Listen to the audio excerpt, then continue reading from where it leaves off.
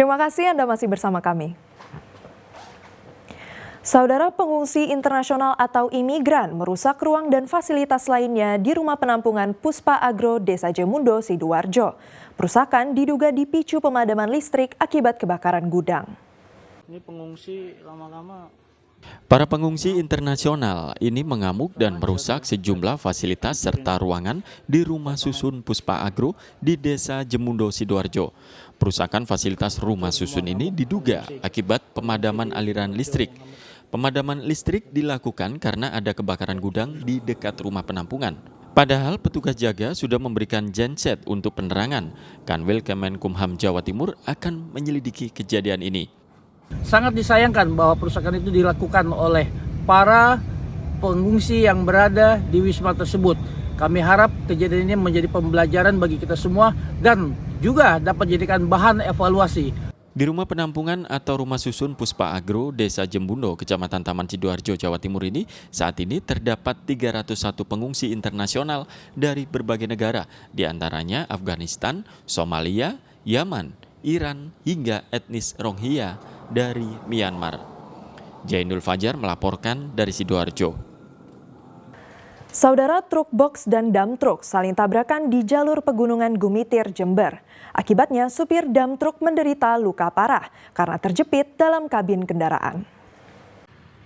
Gumitir laka. Adu contos. Kecelakaan adu banteng antara truk box dan dam truk pengangkut aspal terjadi di jalur pegunungan Gumitir, Kecamatan Silo, Jember, Sabtu siang. Kerasnya benturan mengakibatkan dua kendaraan ringsek terutama di bagian depan. Edianto, sopir dam truk warga Tegalsari, Banyuwangi, menderita luka parah karena terjepit dalam kabin truk. Korban langsung dilarikan ke Rumah Sakit Krikilan, Banyuwangi. Kecelakaan bermula saat dua kendaraan yang melaju dari arah berlawanan sama-sama berupaya menyalip kendaraan. Kondisi jalur yang menikung membuat truk box dan dam truk akhirnya bertabrakan. Kendaraan sama-sama mendahului kendaraan yang lain dari arah berlawanan sehingga saat di TKP terjadi benturan dari arah berlawanan pas di depan berhadapan, alias adu banteng. Demikian yang perlu kami laporkan. Untuk korban masih tangani dari Puskesmas Krikilan, Banyuwangi, yang mana korban satu orang mengalami luka di bagian kaki patah dengan tangan. Masih penanganan dari Puskesmas Krikilan. Akibat kecelakaan, jalur penghubung Jember dan Banyuwangi terhambat. Petugas harus memberlakukan buka tutup jalur hingga bangkai dam truk bisa dipinggirkan ke bahu jalan. Tommy Iskandar melaporkan dari Jember. Saudara, seorang balita di Jombang tewas disengat tawon Vespa meski sempat dirawat di rumah sakit. Duka mendalam menyelimuti keluarga Sumila, warga Desa Podoroto, Kecamatan Kesamben, Kabupaten Jombang. Kerabat tampak mendatangi makam Diva Elsa Hada, putri prasetya balita korban sengatan tawon Vespa yang meninggal pada Sabtu malam setelah dirawat di RSUD Jombang. Di rumah duka, petugas kepolisian dan tetangga melayat sekaligus menjenguk Sukarti, nenek Diva yang juga terkena sengatan tawon Vespa. Sedangkan Sumila, ibu, masih dirawat di rumah sakit. Peristiwa terjadi saat nenek bersama cucunya Sukarti melintas di pekarangan bambu tak jauh dari rumahnya. Tiba-tiba sarang tawon terjatuh dan menyerang mereka. Sukarti berteriak minta tolong hingga Sumila datang berniat membantu, namun ikut diserang juga. Tawonnya itu mungkin merasa ada yang mengganggu apa gimana tuh, kok anak tiba-tiba ada nyengat sama anak kecil itu tadi, ibunya menolong terjatuh juga. Akhirnya tawon itu semakin banyak, semakin menyengat, rumahnya kan jatuh di situ. Ada 3 orang yang kena sengat waktu itu. Kemudian sesaat setelah itu langsung dibawa ke Puskesmas Kesamben, tetapi pukul 17.00 ketiga pasien ini diperbolehkan untuk pulang. Si pasien ini menurun kondisinya, kemudian dibawa ke Puskesmas kembali, oleh Puskesmas dirujuk ke Jombang.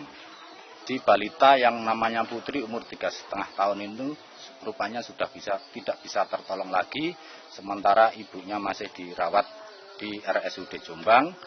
Ketika korban menderita luka sengatan serius sehingga harus dilarikan ke puskesmas dan dirujuk ke RSUD Jombang. Namun kondisi Diva cukup parah hingga akhirnya meninggal dunia akibat banyaknya sengatan di bagian kepala. Dwi Mujarso melaporkan dari Jombang. Saudara, jembatan antar desa di Lamongan ambrol setelah diterjang arus sungai yang meluap. Kini warga yang ingin menjalankan aktivitas keluar desa terpaksa memutar sejauh 3 km. Jembatan alternatif penghubung Desa Kreteranggon dan Desa Selorojo, Kecamatan Sambeng, Kabupaten Lamongan ambrol akibat tak kuat menahan derasnya arus sungai Anak Kali Lamong yang meluap Jumat malam. Kondisi jembatan sepanjang 15 meter dan lebar 2 meter ini hancur di bagian lantai cor dan tiang penyangganya. Penyebabnya debit sungai Anak Kali Lamong meningkat karena terjadi hujan deras selama 3 jam. Menurut warga, ambrolnya jembatan terjadi sekitar pukul 9 malam. Kuatnya arus sungai bercampur tumpukan sampah akhirnya menerjang dan menghancurkan jembatan. Menghubungkan desa mana? Desa mana? Desa antara Desa Kreteranggon sama Selorojo. Tapi ini jalur alternatif saja. Dan paling penting itu ini ke makam. Kalau sudah begini gimana? Mutar harusnya. Mutar. Harapannya apa? Harapannya ya cepat dibangun lagi. Kalau memang tidak dibangun lagi ya dibuatkan alternatif.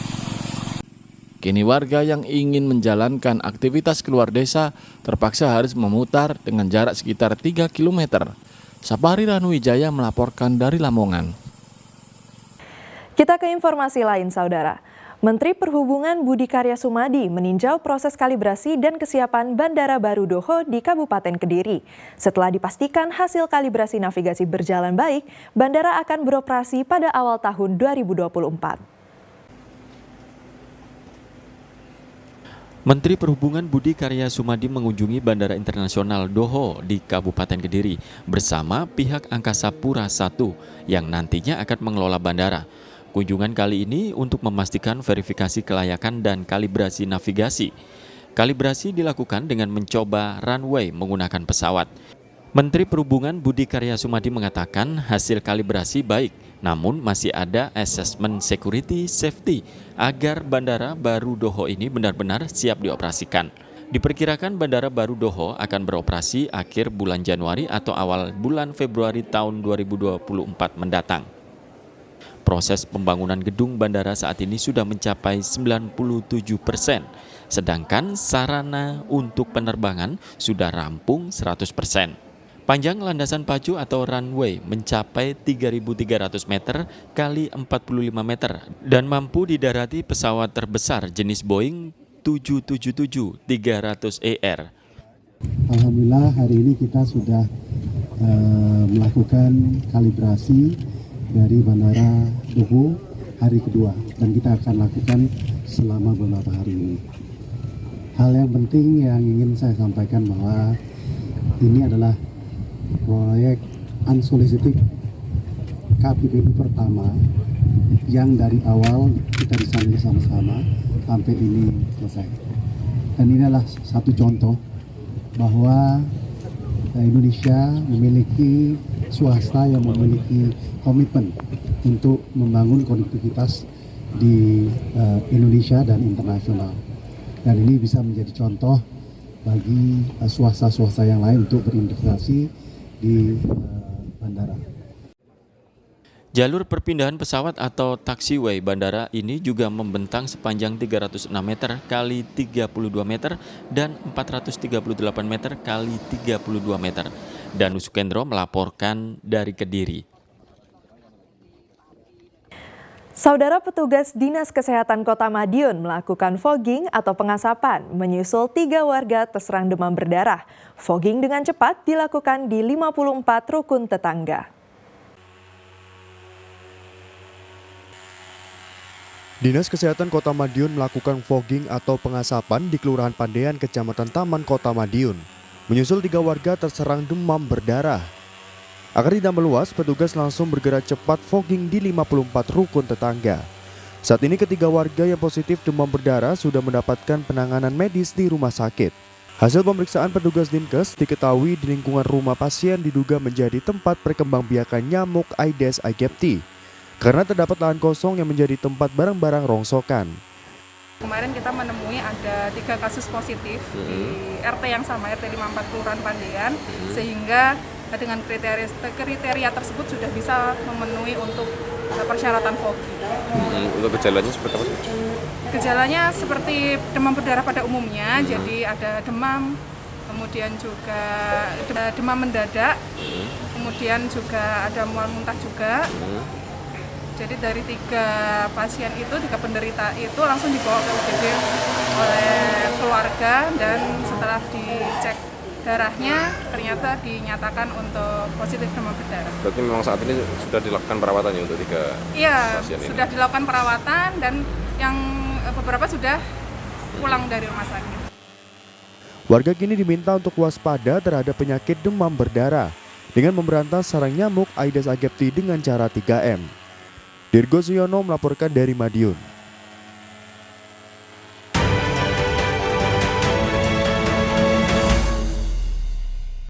Saudara, sejumlah umat lintas agama Minggu pagi mengikuti senam bersama masyarakat di Klenteng, Kecamatan Mojo Agung, Kabupaten Jombang. Kegiatan tersebut untuk menciptakan suasana kondusif agar pemilu presiden berlangsung aman dan damai. Sejumlah umat Kristiani, Hindu, Buddha, dan Islam dari warga sekitar Klenteng Bohwai Bio mengikuti senam bersama Minggu pagi. Seluruh peserta antusias berbaur mengikuti gerakan senam dari instruktur. Kegiatan ini diharapkan menjadi motivasi terciptanya kerukunan antar umat beragama menghadapi pemilu pemilihan presiden dan wakil presiden pada 2024 mendatang. Meski berbeda pilihan, tidak menjadikan perpecahan di tengah masyarakat sehingga kerukunan beragama tetap terjaga. Untuk menyongsong pemilu yang damai, dan kita menghimbau bahwa pemilu ini memang demokrasi. Beda pilihan sudah biasa, tapi kami menghimbau bersama muspika yang ada di sini kepada masyarakat untuk saling rukun bergandeng tangan. Beda pilihan sudah biasa, namun kita harus tetap kompak rukun menjaga tali silaturahim sehingga pemilu ke depan menjadikan pemilu yang aman damai. Rame-rame dari warga Mojo Agung sekitar dan Forkominjam Mojo Agung ya. Jadi ada Bapak Camat, Bapak Dan Ramil, ada Bapak Kapolsek juga yang rame-rame hadir di sini, ada lintas agama juga dan seluruh warga Mojo Agung. Ini penyelenggaranya dari mana? Untuk penyelenggaranya sendiri kita dari Klenteng Bohwai Bio Mojo Agung. Dalam rangka untuk menyambut pemilu supaya kita semua benar-benar rukun, damai, dan siap menyongsong 2024 yang lebih damai. Melalui kegiatan yang melibatkan masyarakat sekitar diharapkan bisa meningkatkan keakraban antara umat beragama saat menghadapi pemilu maupun setelah presiden dan wakil presiden terpilih. Dwi Mujarso melaporkan dari Jombang.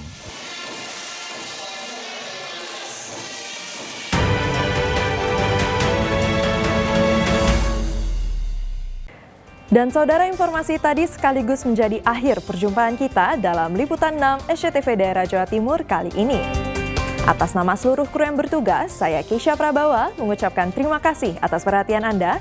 Selamat beraktivitas dan salam SCTV.